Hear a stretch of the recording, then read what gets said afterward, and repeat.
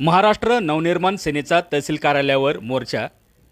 महाराष्ट्रातील वाहन चालकाच्या पत्नीलाही लाडकी बहीण योजनेचा लाभ मिळावा, तहसीलदार यांना निवेदन देत केली मागणी। माझी लाडकी बहीण योजनेत चारचाकी वाहन चालकांच्या पत्नीला लाभ मिळावा यासाठी नाशिकच्या नांदगाव तहसील कार्यालयावर महाराष्ट्र नवनिर्माण सेनेच्या वतीने मोर्चा काढत तहसीलदार सुनील सौंदाने यांना निवेदन देण्यात आले।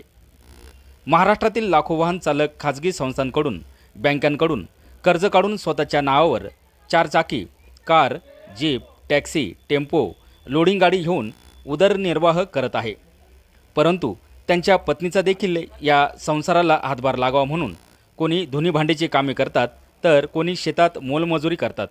म्हणून या महिलांना देखील माझी लाडकी बहीण या योजनेचा लाभ मिळावा असे निवेदन तहसीलदार यांना देण्यात आले आहे। आवाज एन न्यूज मराठी, नांदगाव। अतिशय चांगली सरकारने राबवली आहे, पण ती जी खरंच गरज ज्यांना आहे त्यांनाच दिली गेली पाहिजे।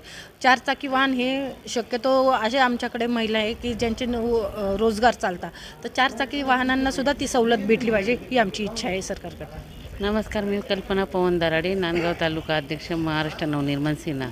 हे माझी लाडकी बहीण ही योजना जी मांडलेली आहे ती सरकारने खूप छान मांडली, पण त्यांनी अशा अटी निर्माण केल्या की ज्यांची स्वतःची 4 व्हीलर आहे त्यांना भेटणार नाही।